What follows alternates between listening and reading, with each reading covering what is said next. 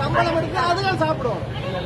உங்களோட திமிர் கொழுப்புகளுக்கு இதுல எவ்வளவு பேர் பாதிக்கப்படும், எத்தனை மக்கள் பொதுமக்கள் எத்தனை பேர் பாதிக்கப்படுவோம் அதை சொல்லுங்க.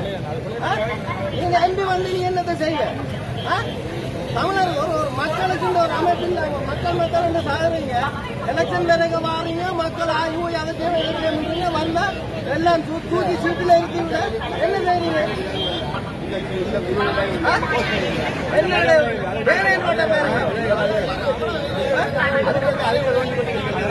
என்னப்பா நேதாரதிக்கு கொண்டு கொடுக்குறீங்கன்னா என்ன நியாயம் இது?